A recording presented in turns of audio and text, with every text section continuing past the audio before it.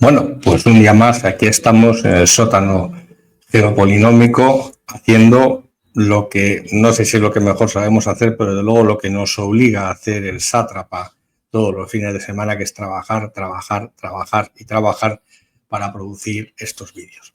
Y en esta ocasión, lo que llevaba tiempo queriendo hacer esto y he encontrado al final algo de tiempo libre para prepararlo, es hacernos una idea de cuál es la relación de fuerzas en Oriente Medio, fundamentalmente para entender por qué un Estado relativamente pequeño como Israel es capaz de ser, digamos, la potencia dominante dentro de la región, que está cercado, en un sentido figurado, lógicamente, por tres gigantes como son Arabia Saudí, Irán y Turquía.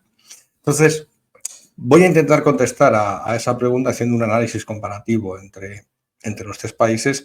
Por eso he puesto la miniatura, es esto, porque he tenido que poner, fijaros, una banderita en el caso de Israel, pues es que es tan pequeño el territorio que realmente no se ve o no se aprecia comparativamente con el resto de las potencias.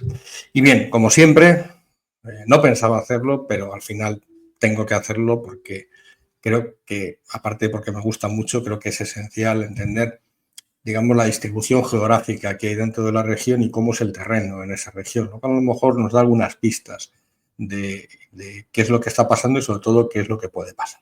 Y buscando mapas físicos de Oriente Medio, pues me encontré con este que veis aquí.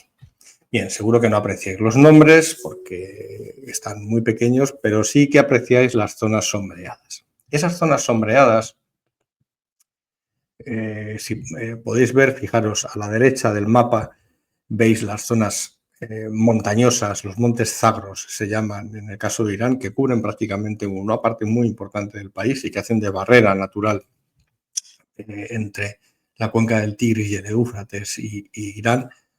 Arriba lo que tenéis son las montañas del este de Turquía y a la izquierda lo que tenéis es la gran meseta Anatolia. Por el oeste está el mar Mediterráneo, pero también son cadenas costeras, es decir, son regiones montañosas, tanto el Líbano como parte de Israel, los Altos del Golán famosos, pero hay elevaciones bastante significativas, y abajo la Arabia Saudí. El resto en realidad es una cuenca cerrada, que es Mesopotamia, la cuenca de los dos grandes ríos, del Tigris y de Éufrates, y desierto. Todo lo que hay ahí, todo lo que veis ahí alrededor es desierto. Por eso, en ese gráfico, ese mapa, pequeñito que os he puesto a la derecha, se puede apreciar esa zona sombreada, que es lo que se llama el fértil creciente. En ese fértil creciente, como todos sabéis, nació una de las civilizaciones más antiguas de la historia de la humanidad, si no probablemente la más antigua, que es la civilización de los sumerios, y esa región del mundo ha sido objeto de conflicto, ese fértil creciente, durante milenios. Curiosamente, los actores que vemos implicados hoy corresponden geográficamente a los actores tradicionales que ha habido en esta región. El imperio que dominaba el Mediterráneo oriental y las costas de Anatolia, pues era sucesivamente, fueron varios, los persas primero, evidentemente, pero después los griegos, Alejandro Magno, el Imperio Romano, el Imperio Bizantino. En la zona de los Montes Zagros, es decir, la zona montañosa que está al este de Mesopotamia, ahí siempre ha estado Irán. Desde siempre.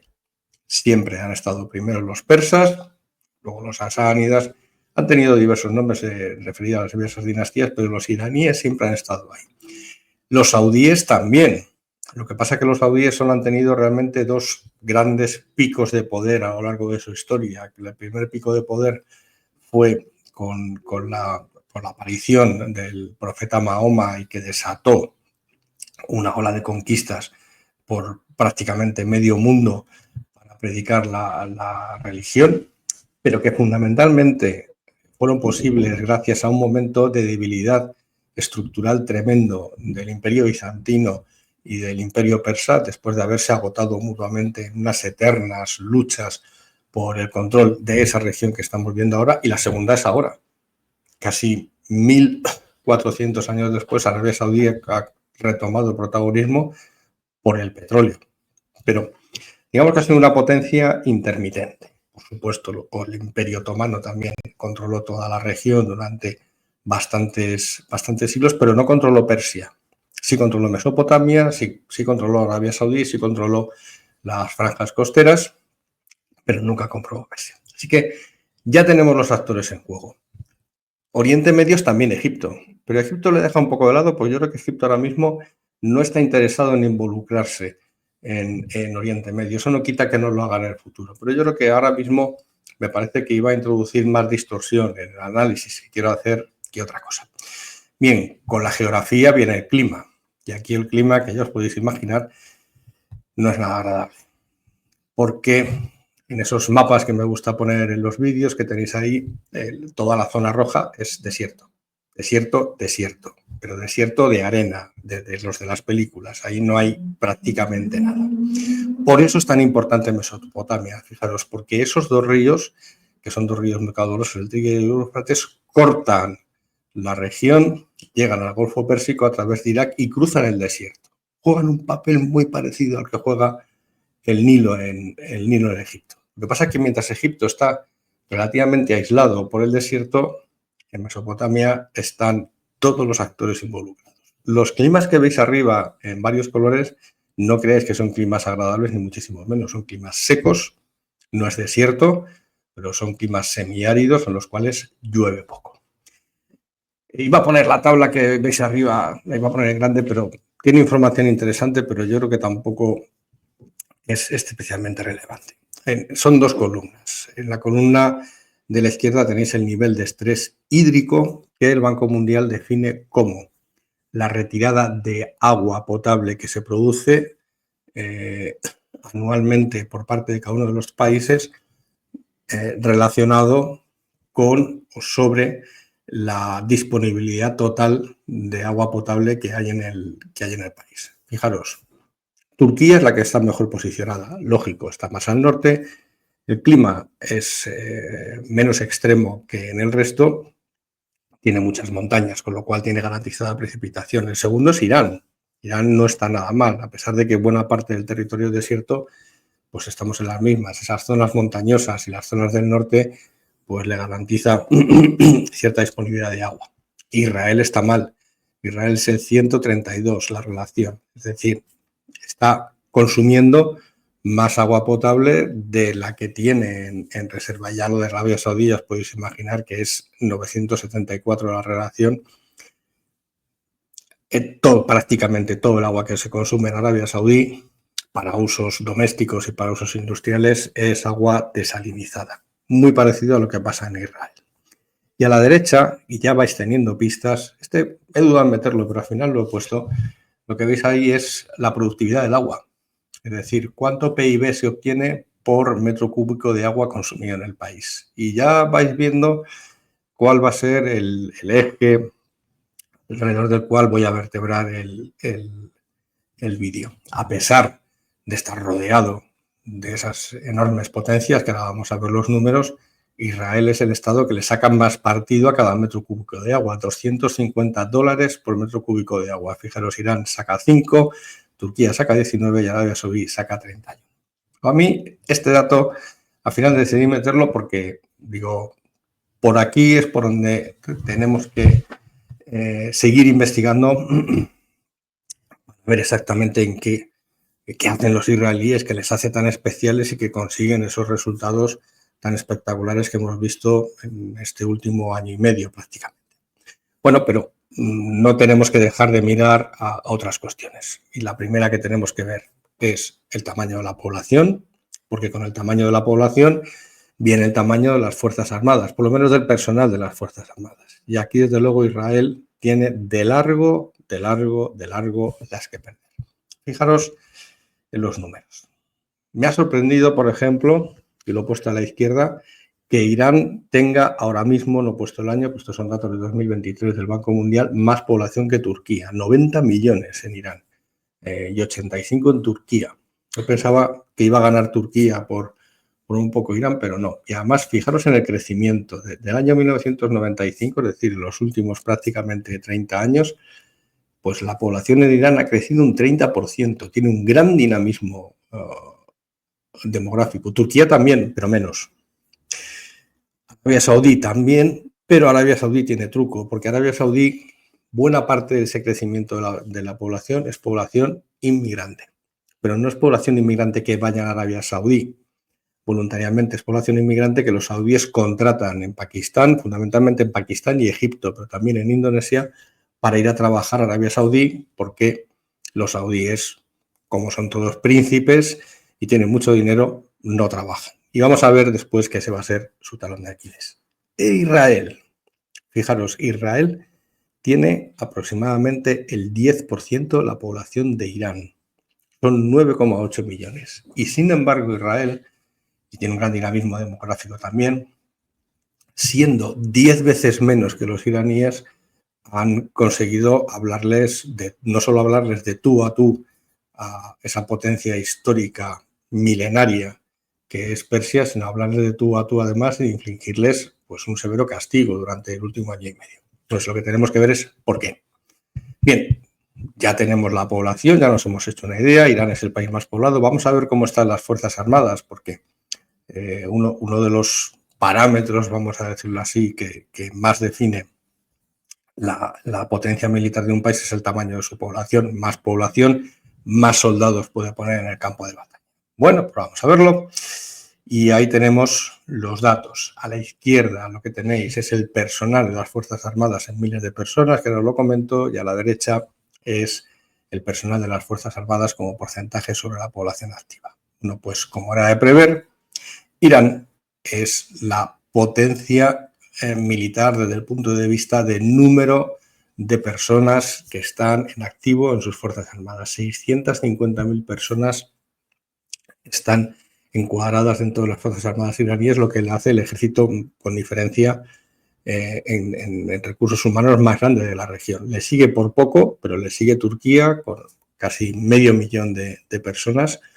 Arabia Saudí me ha sorprendido porque es un valor relativamente alto, son 282.000 personas para un país que tiene 22 millones de habitantes, pero fijaros Israel son 178.000 para un país que tiene menos de 10 millones de personas. Eso significa que lo que tenéis a la derecha no lo he puesto sobre el total de la población, lo he puesto sobre el total de la población activa, es decir, pues, las personas que tienen edad para incorporarse. Fijaros, Israel dobla en puntos porcentuales la incorporación de personal a sus Fuerzas Armadas. Es el 4,2% de su población activa frente al 2 y pico, 2,5, 2,3, 2,4 que tienen el resto de los países. Así que tenemos que Israel, tenemos un primer indicador muy grande de productividad, bate de largo la productividad del metro cúbico de agua gastado respecto al resto de la región en un sitio desértico, así que es capaz de extraerle mucho rendimiento a ese recurso tan escaso que es casi más, desde luego en el caso de Arabia Saudí el agua es más escasa que el petróleo, y en segundo lugar es un país, no voy a decir que militarizado, pero desde luego que sí que sus gobiernos, el Estado israelí ha conseguido encuadrar e incorporar a una parte muy significativa de su pequeña, pero debe ser muy combativa población dentro de las Fuerzas Armadas. Esto, lógicamente, lo tenemos que cualificar con el gasto en defensa, porque una cosa es tener muchos soldados y luego a ver qué nos gastamos. Y aquí, de nuevo, que no lo sabían, me han vuelto a sorprender los números, y son unos números un tanto peculiares. Os lo voy a poner aquí. Fijaros, las líneas azules es el gasto en defensa, las barras azules, mejor dicho, es el gasto en defensa en porcentaje del PIB. Hay un error, no estamos en el año 20.222, estamos en el año 2000, son datos del año 2022. Y fijaros, el país que en porcentaje de PIB más gasta, con muchísima diferencia de toda la región, es Arabia Saudí, el 7,4% del PIB. Esto es el paraíso para Donald Trump. Y el país que menos gasta, que también me ha llamado mucho la atención en porcentaje del PIB, es Turquía, es un 1,2, más o menos en porcentaje del PIB lo que gastamos en España. Pero fijaros, vamos a la izquierda ahora.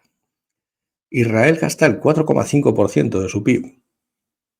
No es una economía de guerra, porque para que un país esté en economía de guerra se considera que tiene que estar por encima del 6%. Arabia Saudí es un caso aparte, ahora os voy a explicar por qué. Pero contrasta el 4,5% del PIB de Israel con el 2,6% de Irán. ¿Qué es lo que tiene Irán? Irán tiene muchos soldados. Como tiene muchos soldados, no digo que les pague, pero desde luego lo que tiene que hacer es alimentarles, darles un techo y darles un equipamiento mínimo de vestimenta, con lo cual prácticamente se les debe de ir todo el presupuesto de defensa en mantener a ese enorme ejército, que me imagino que aquí estarán encuadrados también los datos de la Guardia Revolucionaria.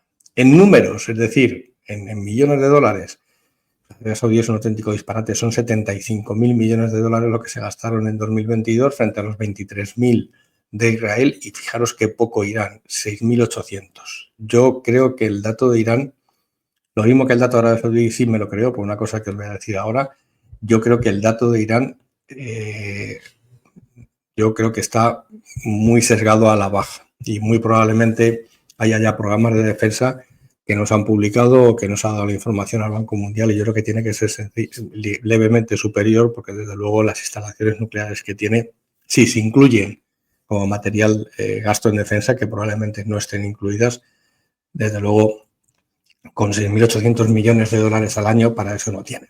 Arabia Saudí es la gran gastora. ¿Por qué? Porque lo tienen. ¿Por qué? Porque ellos lo valen. Porque Mohammed bin Salman es capaz de gastarse cualquier cantidad de dinero porque tienen muchísimo dinero ellos, los saudíes. Recordad que los saudíes son una parte relativamente pequeña del total de la población. ¿Y en qué se lo gastan? En todas las armas, todos los sistemas de armas que podáis imaginar que están en el mercado estadounidense y en el mercado europeo. ¿Los usan? Pues ya hemos visto en la guerra de Yemen, que es por lo que he empezado a tirar del hilo, que los usan relativamente mal, porque con ese dinero que se han gastado no son capaces de acabar con las guerrillas de los hutíes en las montañas de Yemen. Y he empezado a curiosidad por internet, la verdad es que tampoco me he leído, hay artículos muy sesudos, pero no dan mucha información, y lo que sí que me he metido es en blogs de ex instructores estadounidenses que han estado en Arabia Saudí instruyendo a los saudíes en el uso, pues, de los F-18, de los Abrams, de todas las esto, y claro, lo que dicen es el ejército saudí, es comentario unánime además, de todos los, como se dicen unas más barbaridades, otros dicen menos, pero el comentario unánime es: las unidades saudíes se dividen en dos fundamentalmente. De suboficiales para abajo son todo extranjeros, pakistaníes, egipcios, indonesios, filipinos, buenos musulmanes pero extranjeros, y de sargentos para arriba, es decir, la oficialidad son los saudíes de nacimiento que simplemente por contactos, por pertenecer a las familias que dominan el país y por una cuestión de prestigio asumen sin formación prácticamente esos cargos. Claro, leí el caso de un instructor de vuelo de un F-18 norteamericano que decía: había compañeros míos que no se montaban con ellos en los vuelos de instrucción porque no se querían matar, porque en un caso concreto que relataba era un príncipe saudí que iba a una de cada 4 clases teóricas y de instrucción, y lógicamente esa persona no estaba capacitada para pilotar un aparato tan sumamente complejo como un avión a reacción, y había instructores que decían que no se montaban con él, que con otros sí, pero con él no. Entonces, atando eso con lo que ha pasado en Yemen y con este volumen de gasto, luego concluían, y eso sí que he visto ya informes bastante más serios que no son blog, que lo que están haciendo los saudíes es almacenar sistemas de armas para por si acaso. En ese para por si acaso lo que hacen es meterlos en unos búnkeres, los tienen guardados los almacenes, pero no los sacan. Y siempre están, digamos, a la expectativa de que sean los estadounidenses los que les saquen las castañas del fuego. Esto me recuerda un poco a Europa. Pero esa es la realidad de ese gasto tan desorbitado saudí, que es el principal importador de armas de la región y creo que es el segundo del mundo, si no recuerdo mal, por los datos del Instituto del SIPRI y del Instituto de Estocolmo. Entonces, esta es, digamos, la situación de la relación de fuerzas, de población y de tal. Pero vuelvo otra vez a ese dato que os he puesto al principio, que es ese índice de la productividad del agua.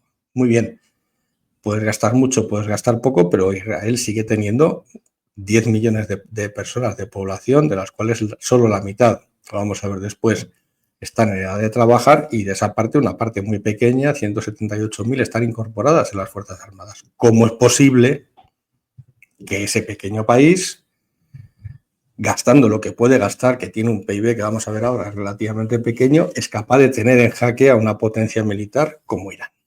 Bueno, pues vamos a darnos una vuelta, como siempre, por los temas económicos y vais a ver que nos van a salir algunos números llamativos en el mejor de los casos.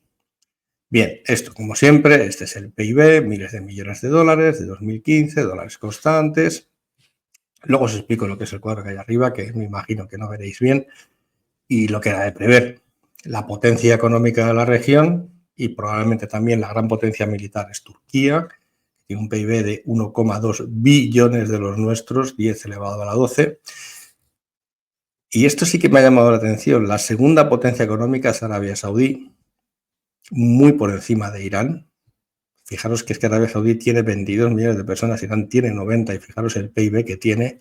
Y lo que me ha dado la atención también, fijaros, es que Israel, con la 10ª parte de la población de Irán, tiene un PIB, no voy a decir parecido, pero le anda por ahí, por ahí. Es una cantidad realmente bastante llamativa.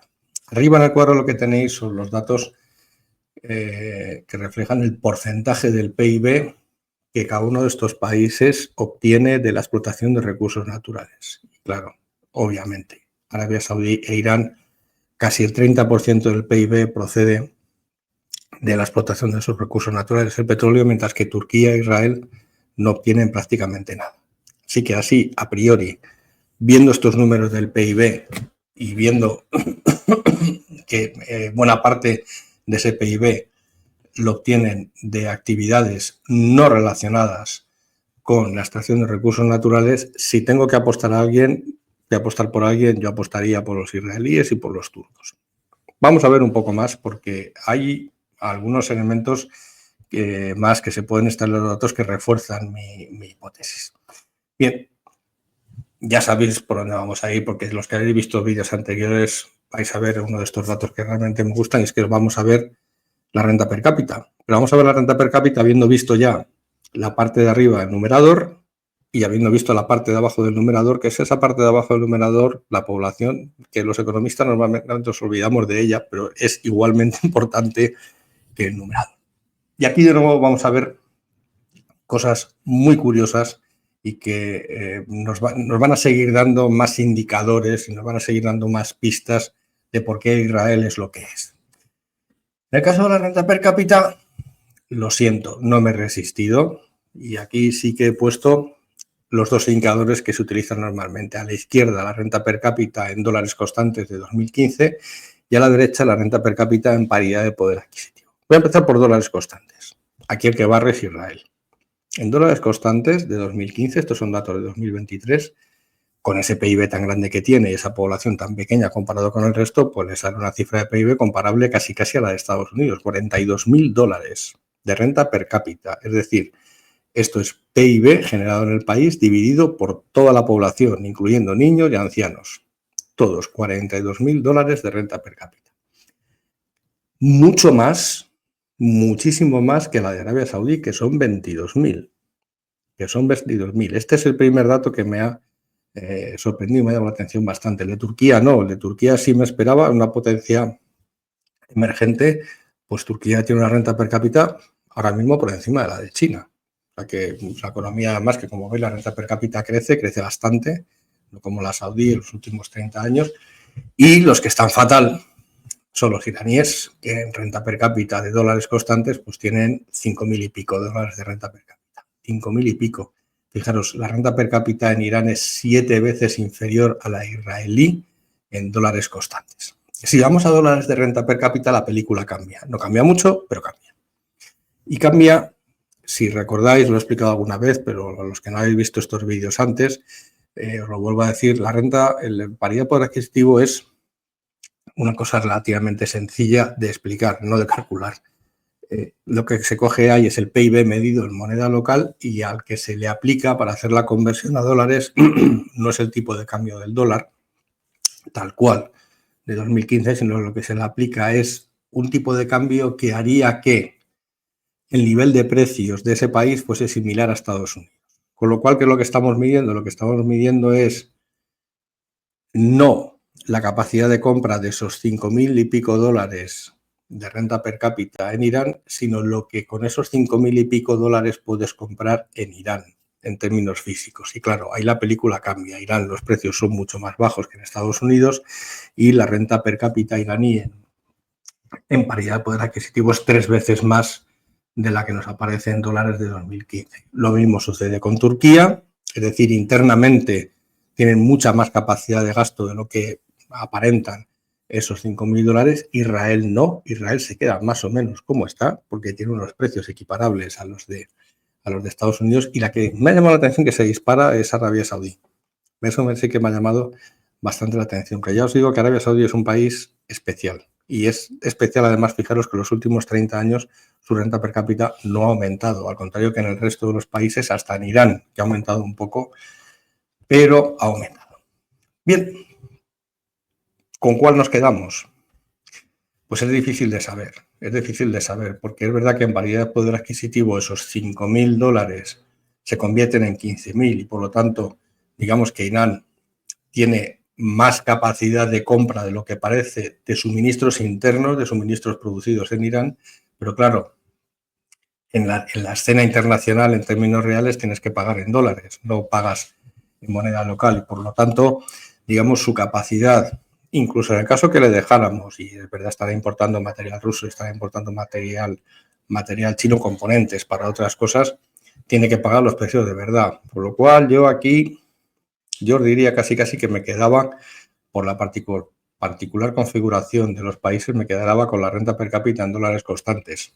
Y yo creo que refleja mejor el diferencial que hay de eficiencia, vamos a decirlo así, entre los iraníes y los israelíes. Yendo a la eficiencia.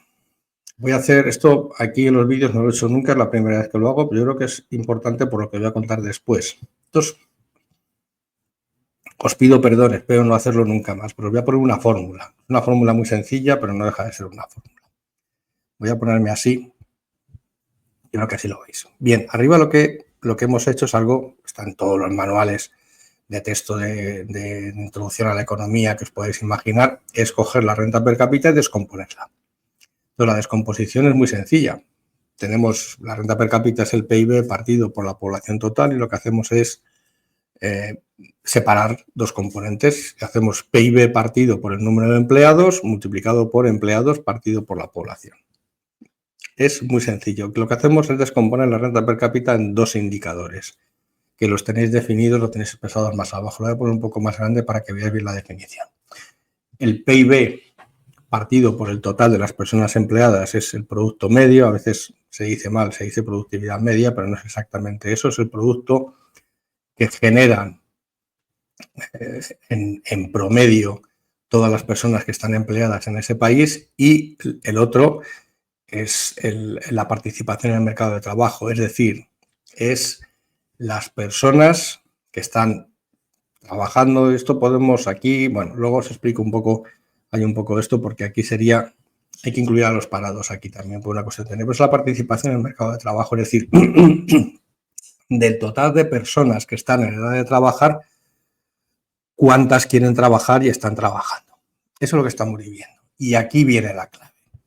Esto realmente, con estos dos indicadores, sobre todo con el primero, con el producto medio por persona empleada, es donde realmente vamos a entender cuál es esa diferencia, lo que marca la diferencia en el caso de los israelíes, y que hace que, siendo un país pequeño, arrinconado en la costa del Mediterráneo, encajado entre las montañas y la costa, pues sea capaz de tener en jaque a una potencia militar milenaria, como es el caso de Persia, incluso llegado el caso, porque los turcos también se miden mucho lo que hacen con Israel, lo que dejan de hacer con Israel, en el caso de los turcos. Y aquí, lo que os voy a mostrar ahora no es el dato de PIB partido por persona ocupada, porque eso aparecería con mucha distorsión. Fijaros, como el 30% del PIB de Irán y de Arabia Saudí depende del precio del petróleo, pues no va a dar una medida de la eficacia de la productividad de esas economías, porque el precio del petróleo se determina en los mercados internacionales y ellos venden un producto que tiene un estándar internacional que es relativamente fácil de obtener y que es un producto muy demandado además.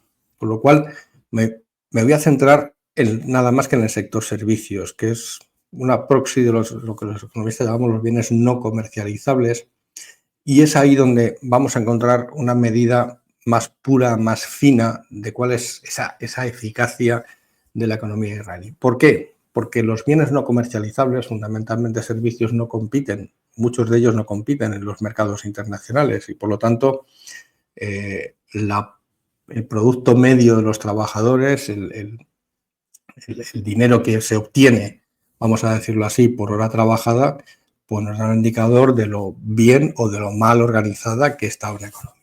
Y atención a los números, porque aquí es cuando realmente se ve la gran diferencia que hay entre unos y otros. Este es el valor añadido, PIB, por persona ocupada en el sector servicios en dólares constantes de 2015. Arriba en rojo tenéis el dato del sector servicios en Israel, $77.000 frente al iraní, que son 19.000. Y esta es donde se marca realmente la diferencia entre las diferentes economías. Fijaros que los saudíes y los turcos están alrededor de los 40.000, los turcos creciendo, a pesar del marasmo inflacionario y monetario que les ha sometido Erdogan. Es una economía que sigue creciendo y la que está estancada, y además muy estancada, pues claro, depende fundamentalmente indirectamente de la evolución del precio del petróleo, es la productividad saudí, que no es especialmente boyante que digamos. Entonces, aquí está la clave. Los comparados con los iraníes, comparados con los turcos, comparados con los saudíes, los israelíes son tremendamente eficaces. Y algunos de los que sabéis economía, pues os estaréis preguntando, todo eso está muy bien, Ángel, pero en el sector servicios estás incluyendo hostelería, peluquerías, todo tipo de cosas. Efectivamente, estoy incluyendo eso. Cierto, pero son capaces de, haciendo esas actividades, sacar esa cantidad de dinero. Y es por eso por lo que voy a complementar este dato, que ya es un indicador más. No es que podamos decir que sea la causa última de, pero es un indicador más. Pero aquí sí que lo podemos complementar y tratar de buscar la causa de que haya tanta diferencia entre unos países y otros. Y la diferencia está, como ya lo habréis podido imaginar, no está tanto en la población activa. Tengo por ahí los datos, pero no los voy a poner porque yo creo que aportan poco, sino en la calidad de esa población activa. Y aquí es donde Israel de nuevo marca la diferencia, pero con matices. Bien, el gráfico es de los chicos del orden mundial que hacen unas cosas estupendas y es el ranking mundial por países de los investigadores que hay por cada 1.000 habitantes. En el caso de Israel, resulta que es el número 1 del mundo con los datos disponibles que había en 2018.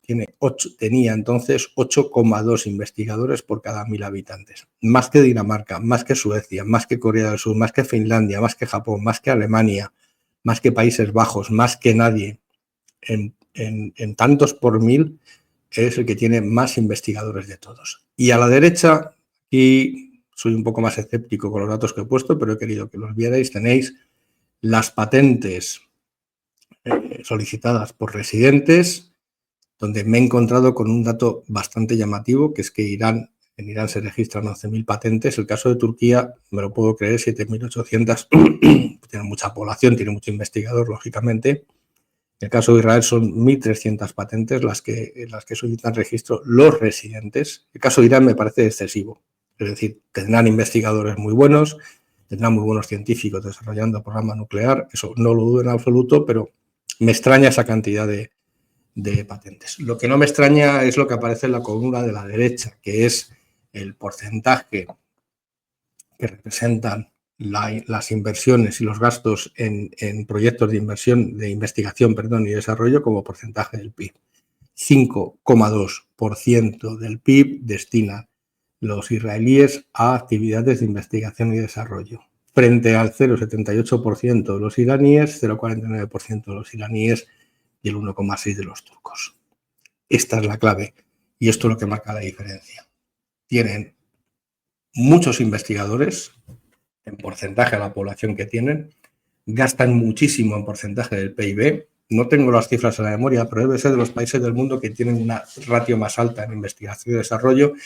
Y aquí viene el vínculo que yo creo que explica finalmente ese papel que tiene Israel. Y es que buena parte de esa investigación es investigación en defensa.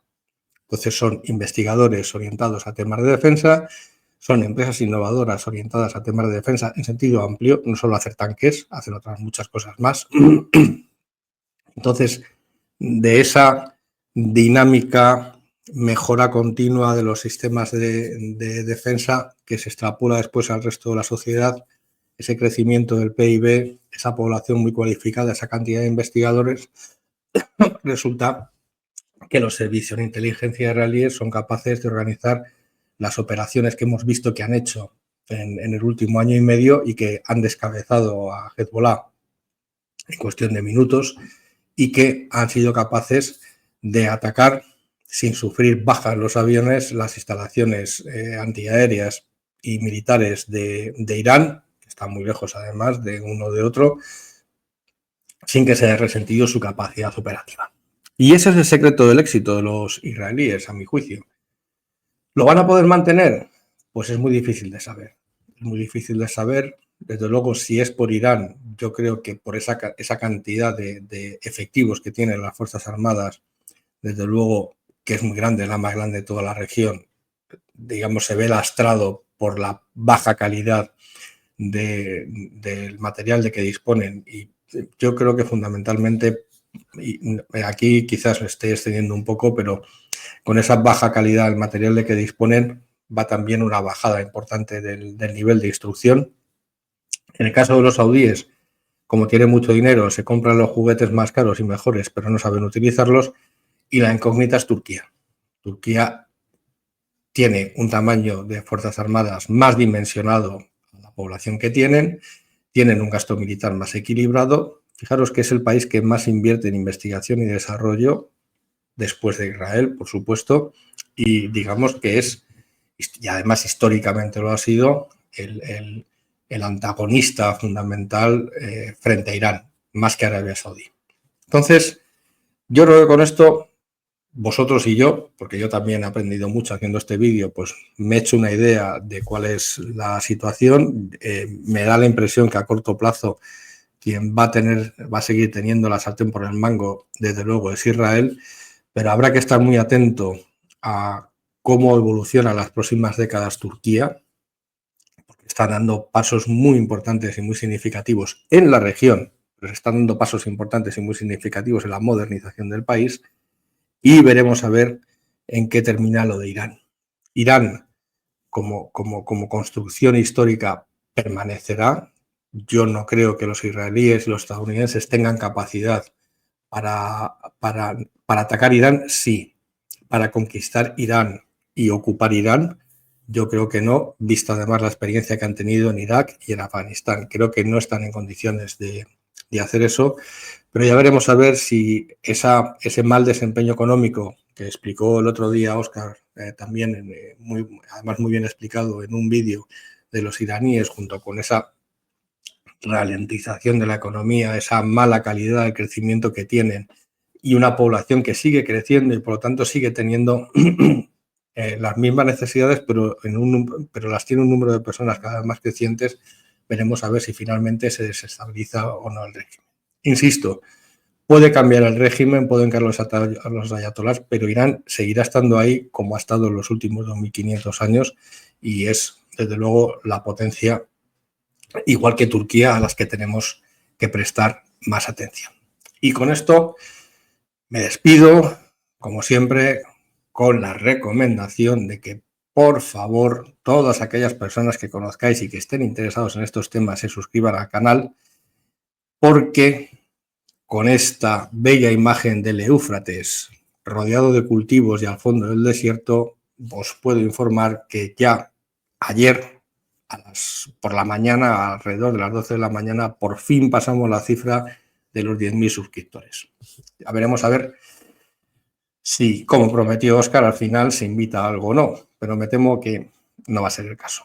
En fin, nos vemos enseguida porque mañana lunes estaré con Jorge, como siempre, tendremos la tertulia con la que arrancamos la semana y el jueves geopolinómicos. Hasta luego.